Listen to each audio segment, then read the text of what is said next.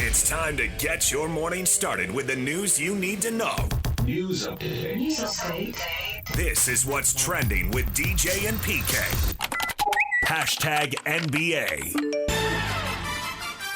Tyler's a great competitor. We were fighting to get back. I mean, that would have been an absolute steal if we got that game. I mean, if he made the shot, I tell you what, it would have been a whole lot more interesting after those last two possessions. But he's a great competitor, so he knew he was going to have to bring, a lot to this game. And offensively, he was there pretty much at every level.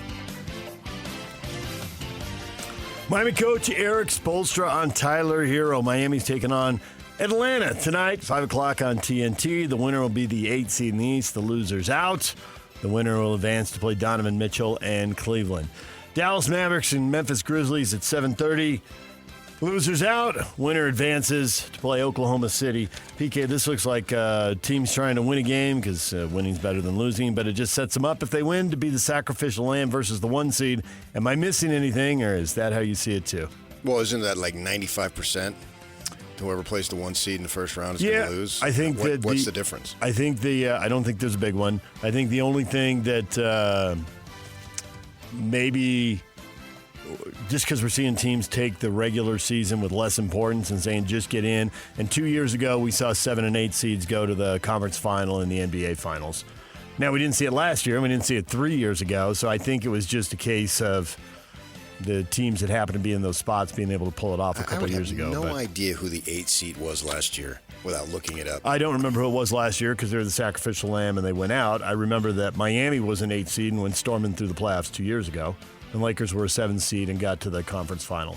But you're right. I don't remember who the 7 and 8 seeds were last year without looking it up. And I don't remember who it was 3 years ago because they're usually sacrificial lambs. It's just a game. I mean, I don't read anything more into it. It's just a game. NBA playoffs start tomorrow. Bucks Pacers, Clippers Nuggets, Pistons Knicks, Timberwolves Lakers. Luka Doncic says he's eager to face Minnesota again. They had a wild series with him last year. You may remember him hitting a big shot over Rudy Gobert and screaming at the end. Yeah. I'll be interested in that series for sure. Yeah. Is that the glamour series here out of this group? In the first round? Yeah. I mean, whoever can get it to 6 or 7 games, but as it starts, who are you looking forward to? Definitely that one, and then we'll see if anything develops. They could be some just scintillating personal performances, individual performances. I'll be watching Cleveland to see. I've been watching Mitchell all along just to see what he can do. I find him an entertaining ball player, and a lot of pressure on those guys with the record being what it was. Not necessarily in the first round, but as we progress. Yeah, I mean, they all have a level of entertainment for me to where I could watch just about any. Obviously, the Laker T-Wolves thing has my attention a little bit more, and that's going to I haven't looked at see what the times are, but I assume that's going to be prime time. Bucks guard Damian Lillard, the former Weber State Wildcat, will not play in the series opener tomorrow, but he is expected to be available soon. He had deep vein thrombosis. He had blood thinners for that. You can't play when you're on the blood thinners. He's now off the blood thinners, so I guess maybe you have to be off for a certain amount of time or something. I don't know. I once had shallow vein determosis, and I came through that. Took a couple of buffering, got some rest and chicken noodle soup. And it turned out okay. Look at me now. Your instincts are correct. Lakers Timberwolves 6:30 on ABC. What? How could that be in prime time on ABC? Well, yeah, obviously. Lakers, the league has to do that. It has to play the most important people and put them at the most important times. It's a business, man, and they're there to make money. Phoenix Suns owner Matt Ishbia took responsibility for their issues this past season, telling reporters it was an embarrassing season, right? Disappointing, awful. I watch every game like all you guys do, and no one's proud of it. No one's happy with it, from me to the front office to the coaches and players to the marketing executives to the security guards. It was a failure. Close quote. At least he didn't say to the janitors, because usually when they do that, they always go what they're telling you from the most important people to the least important. So they didn't say janitors, stopped with security guards. That was enough. And I take that, and we'll get to this later about not being important. A day after parting ways with GM Monty McNair, the Sacramento Kings appear to be set to hire Scott Perry as their new GM. Perry spent a brief stint in Sacramento before joining the New York Knicks. Next! I have no clue who Scott Perry is. DJ and PK. Hashtag NFL. That number 2 pick, because that's kind of how he's viewed, as a guy that can do both versus just is one side or the other. No, I don't see it that way. I think it's, and I'm going to use a crossboard now. It's a little bit like Ohtani, right? Where when he's playing one side, he's an outstanding player. If he's a pitcher, he's a hitter, he's an outstanding player. You obviously get a unicorn if you use them both ways. That's Cleveland Browns general manager Andrew Berry. Travis Hunter, Shohei Ohtani, the comparisons. Cleveland. See? I told you. Cleveland's drafting second overall. It wasn't Travis Hunter and Aaron Judge. It's Shohei Right, Ohtani. You had the audacity to compare Aaron Judge to. I did. Yeah, I did. I should not be so dismissive of Travis Hunter. My bad. Travis Hunter. I don't understand why he's not going to play special teams. What a sloth. Aaron Rodgers said he's still undecided on his future. He didn't rule out the possibility of retiring as he spoke publicly for the first time since being released by the Jets last month. Same here. I'm so undecided. Quote, I'm open to anything and attached to nothing. Retirement could still be a possibility, but right now my focus has been and will continue to be on my personal life, and that's what I've told the coaches. There's still conversations that are being had. It's all been very honest lines of communication. Yeah, that's the same thing with me, man. I may not be here Monday. I don't know. I may be on the beach. I have to figure it out, man. Just have open lines of communication. DJ and PK. Hashtag college football. With all due respect to everybody in the country, to every wide receiver, to everybody that's doing all this stuff, like, if you're going to make $2 million at wide receiver, that's to blow homie over at Ohio State. Ain't nobody else making that money. Giving no wide receiver no $2 million, man, in college. Nah. That ain't me. I ain't doing that. I can't do it. Unless they tell me that we get a chance to have Travis Hunter, he could come back to college and he could come here and play for us, then he gonna get some of my check. But I ain't paying nobody $2,000 this year. Not to me. $2 million, whatever. I just say, yeah, we ain't giving nobody that. Nah, he ain't paying nobody. Syracuse coach Fran Brown on NIL. I ain't paying nobody. Fran Brown, born and raised in Camden, New Jersey. You think I'm going to pay money? He ain't paying no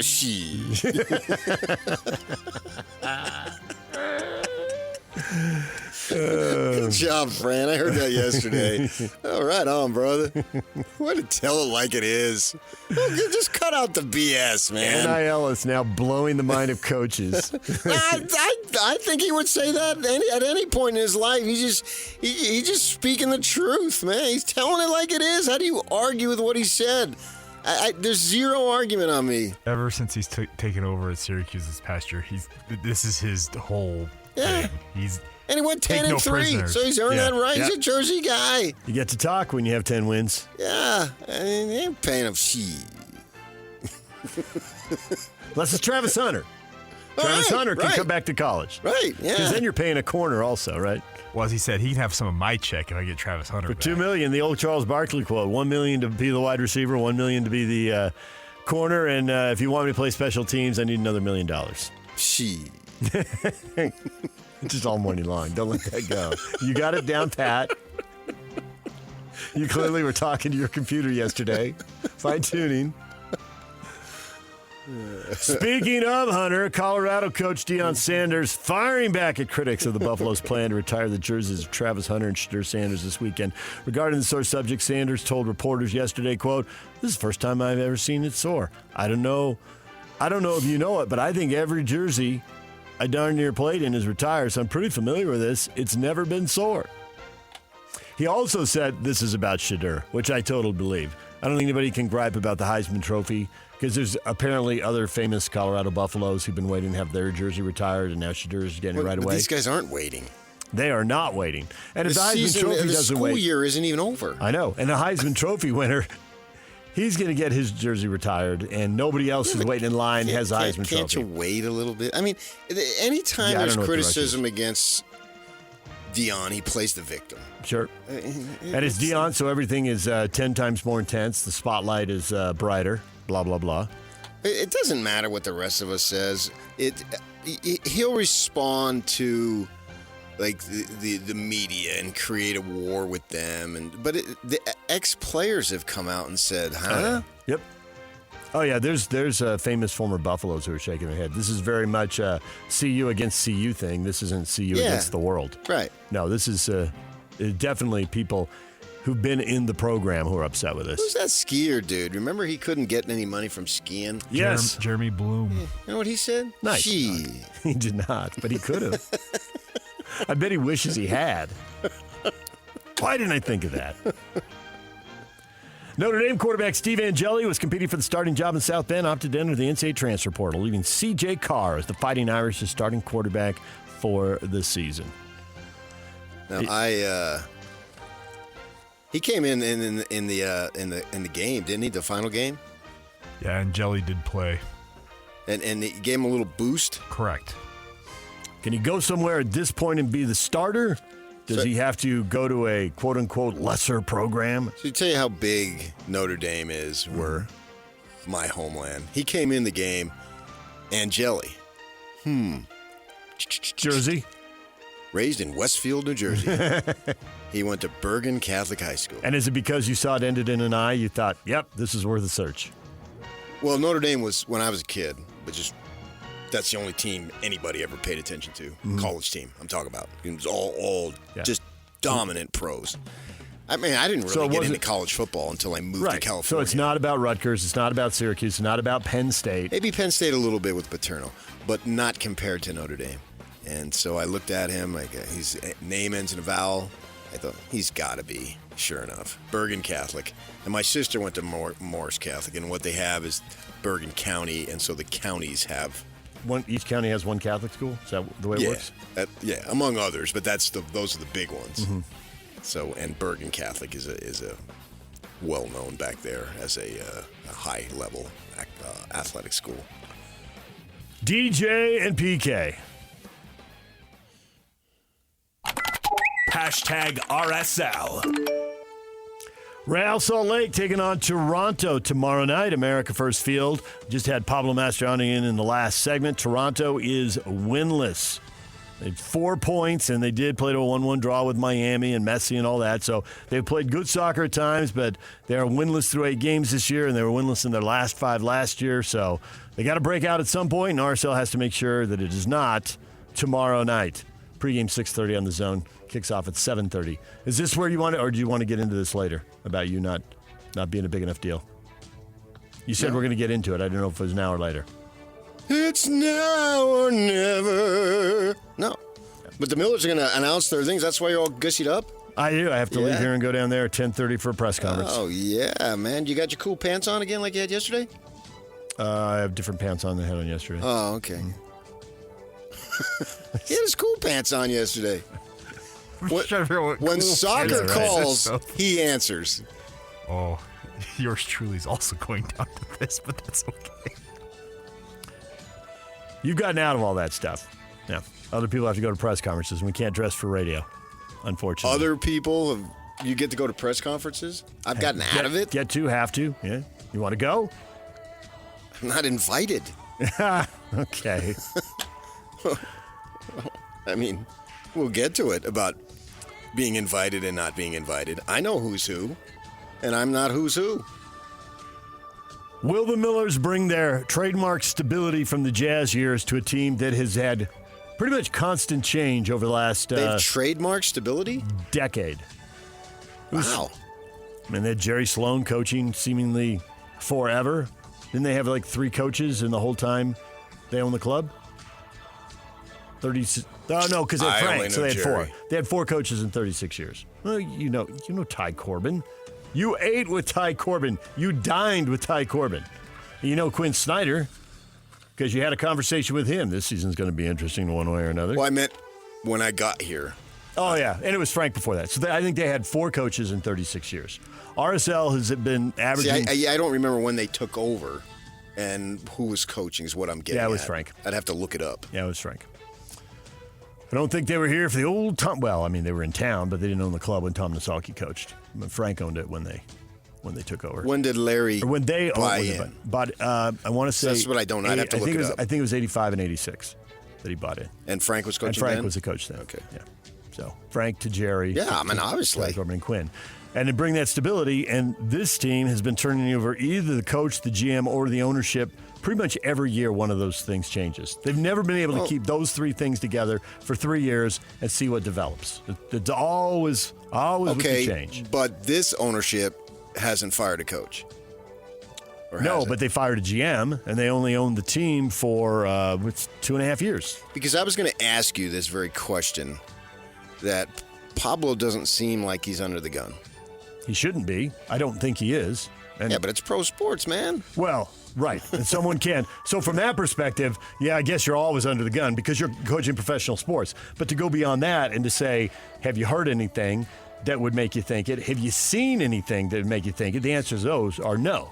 Now, it's pro sports, so you never know. I get that. It seems like when we talk to him, he knows he has time to basically rebuild it. No one in the organization will say this out loud. But no one? I believe they whisper it? Or do you they might whisper it when I'm not around. Oh. No one has telepathically communicated this to me either. But they obviously needed to replace the two guys who scored most of the goals for them last year. They maybe will replace one guy eventually. I mean, they bring in a young guy who's going to need time to grow into the role to replace Andres Gomez, who had the 13 goals, 9 assists. Dominic Marchuk is the guy who's playing that spot. And they haven't brought anybody in to replace Chicho. They're running a team out there that's way too young. Now, you could blame the coach for that. Certainly, we've seen it. To your point, it's pro sports. He could be blamed for that, but it'd be the wrong thing to do. They haven't paid the talent. They haven't paid the talent. But I think it's because the Blitzer group knew they were selling, and when people sell businesses, they like to cut expenses and make the balance sheet look better. I mean, you can't. I don't have a smoking gun to prove it, and I don't have a quote to prove it, but just the circumstances look like they didn't spend money on players, so it looked better when they sell the team. Well, they why knew the they were heck's he selling. selling? Why did he buy it in the first place? That's a great question, but they don't take questions and they don't do interviews very often, and we'll see if they speak today. Jerks. There you go. Gee. Royals play the Chicago Stars tonight at America First Field. The Royals are winless. They are in last place in the 14-team league. But Chicago, 1 win, 3 losses through 4. So win this, get out of last place.